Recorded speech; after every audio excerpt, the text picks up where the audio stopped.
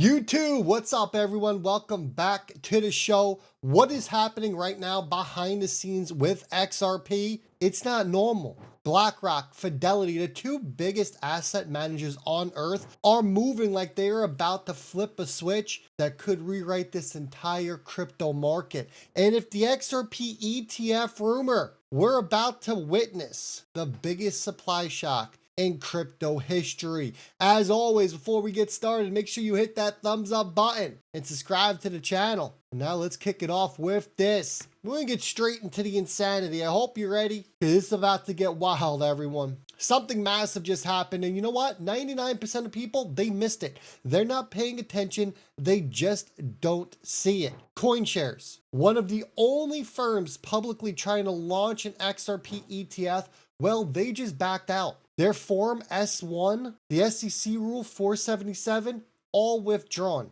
No shares sold, no ETFs launched. They just stepped aside and they walked away from it. Now ask yourself the question, why would they walk away? They see the volume that is coming in on these four other ETFs.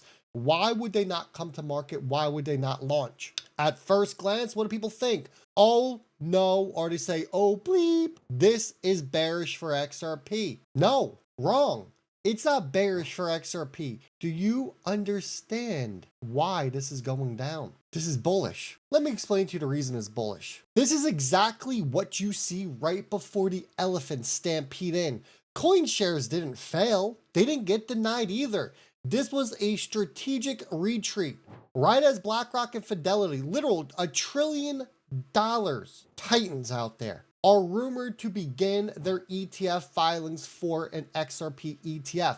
Remember, 2 years ago, BlackRock had their fake filing. How fake was it, folks? What you're seeing here is not a coincidence. It's not coordination. Remember, both BlackRock and Fidelity were just at Ripple's swell event. Small issuers, they know what happens when BlackRock and Fidelity enter an ETF market. Heck, me and you, we know what happens when these giants enter an ETF market, right? They can't compete, these small firms. So what do? They move to the side. They get out of the way. Why? Well, it's simple, because BlackRock, it's going to absorb all the liquidity, all the intention, all the institutional flows. So CoinShares did the only thing logical, and that thing is get out the way. But for you and me, well, it's extremely bullish. It means the runway, it just got cleared for the biggest ETF issuers on planet Earth. Now, before we get into the article, folks, if you're looking for a place to hold your XRP or any of your crypto, this is the moment. You need premium grade custody, not exchange wallets that get hacked every single month, not your own wallet because you're a nervous Nelly, you're afraid of clicking the wrong link. iTrustCapital, they have their premium custody account. No more worrying, no more stressing, no more late nights. If you're looking to hold your crypto for a long time frame, this is it. No monthly fee. And guess what? There's only one way out of this, and that is into your bank account. You will sleep like a baby at night. And the best part of it all, iTrust, they don't hold your crypto. Coinbase Institutional, Fidelity Institutional, and Fireblocks hold your crypto. Make sure you check them out. My link is down below. Usually get $100 for funding your account. Why not? Now let's get over to the article coming in from XRPrightnow.com. Look, if you're not getting all your Ripple and XRP news from them, I don't know what you're doing. I really don't. 10 to 15 articles per day, all the latest and greatest information up there. Plus, we got an ETF tracker so you can track all the daily volume. But this article came out talking about the big move. Let's be honest. With all of the attention on these XRP ETFs and all the volume that is coming in, it is very obvious that the big boys are going to come. This thing has been a success since its day one launch with Canary. So November 28th, CoinShares, they withdrew. No drama, no denial, just they're like, hey guys, we're good. We see what's going on here. We're just going to move to the side. We'll go look at another crypto where these guys don't want to get in. Maybe like Dogecoin, right? This isn't weakness from CoinShares. I want you to understand that. This is not them being weak. CoinShares knows something. Me and you, we now know something. BlackRock dominates ETF inflows. It's that simple. Fidelity, they dominate retirement accounts. ETFs, they thrive on liquidity, brand recognition, and trust. CoinShares, they just cannot compete with two financial titans who oversee $14 trillion combined. So they did what the smart player would do. They got out the lane right before the freight train arrived. And the timing, it is too perfect. Why do we say that? Simple. Regulatory clarity finally exists after Judge Torres ruled that XRP is not a security. ETFs require clear classification. Now they have it. We get to number 2. Ripple's infrastructure is ETF ready. Institutional custody, liquidity, and settlement rails are finally mature. Your macro timing here, it's ideal. Institutions, remember, they don't buy tops. They create tops. They accumulate during quiet consolidation. XRP's price, if you haven't noticed, it has been asleep for over a year. This is now the perfect setup, which gets us over to this. Your ETF momentum is accelerating. Bitcoin, then Ethereum, now the next real world utility asset, which is XRP. But here's the bombshell that almost no one is talking about: the supply shock. XRP's liquid supply, it's microscopic. No one understands this. Over-the-counter desk, they're thin. Ripple's programmatic sales, they're paused thanks to the lawsuit. I'm happy that one went through. Exchange bounces, they are falling. Long-term wallets, well, all-time highs. If BlackRock and Fidelity launch the spot ETF, they need real XRP, not paper, not synthetic. This isn't your futures crap, right? Here's what happens in inflow scenarios. You can see the picture, it's a little small, I get it, but let's talk about it. 30 days, we've seen 613 million XRP is gonna be sucked up. After 90 days, 1.184 billion. 180 days, 3.6 billion, and after 1 year, 7.45 billion. Hate to break it to you, but there's only probably about 3 to 5 billion on the exchanges. So you tell me what happens when we get to that 6-month mark all the way up to 1 year. And these timeframes obviously are going to accelerate the more ETF issuers that we get out there. Your demand, it literally cannot be met without ripping supply from exchanges. This is why the elephants are moving now. Because once those filings go public, your price, it's going to revalue, and it's going to revalue violently. And CoinShares stepping aside, that clears the runway. Because if BlackRock or Fidelity gets the first approval, they don't just win. They own the entire XRP ETF market, folks. Before we continue, if you want to go deeper on XRP ETFs, tokenizations, or macro positionings, we got some more one-on-one calls that just opened. Check out the link down below. We'll break down your portfolio, your exact strategy, and macro game plan for the coming ETF wave. Those spots, they fill fast. Check out the link. Now it gets over to this, and let's talk about what Grok did. Now, Grok hears all the chatter.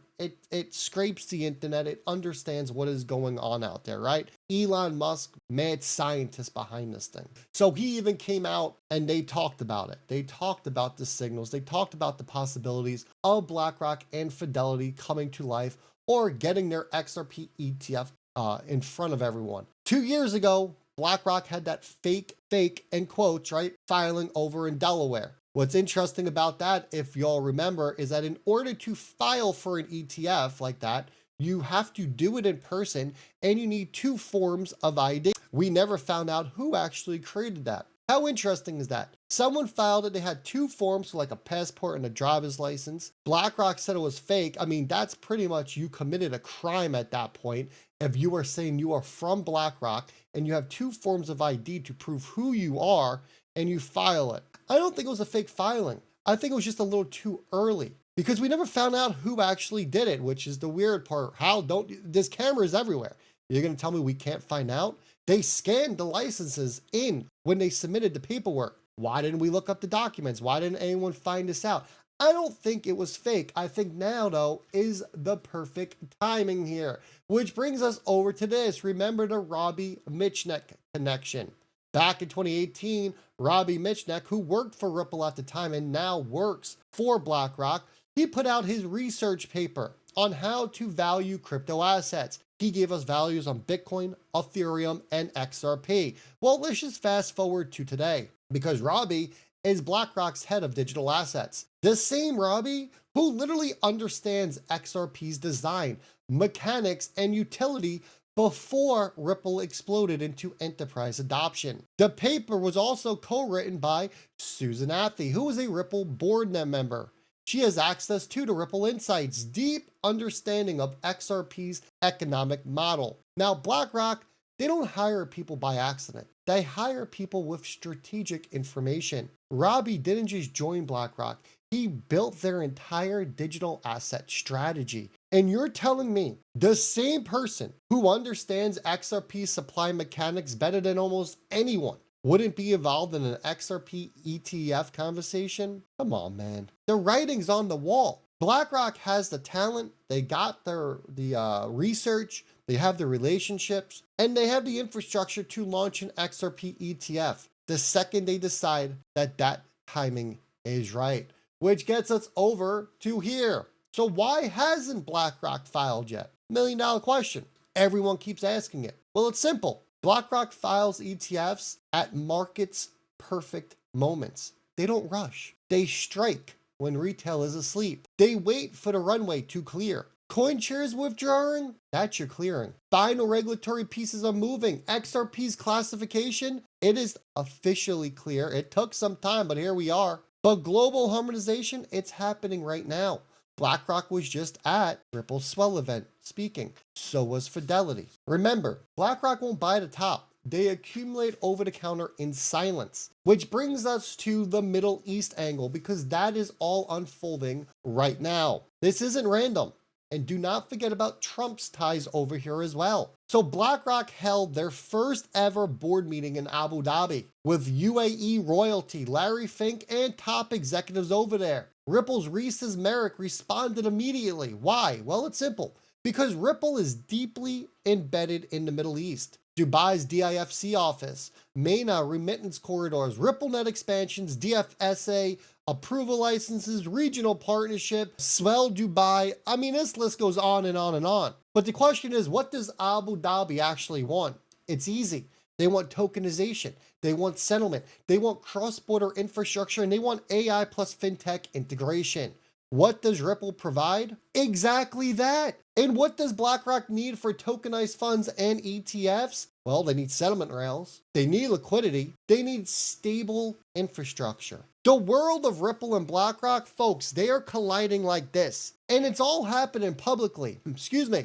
This isn't a coincidence. It is a freaking convergence, which brings us over to this Ripple Insights article. Here's your final puzzle piece. The one that almost nobody realizes connects directly to XRP's future ETF path. Ripple and Securitize, they have enabled RLUSD smart contracts functionality. And guess which funds are benefiting? BlackRock's Build and VanEck's VBIL. These are tokenized funds, right? The exact future that BlackRock is building out.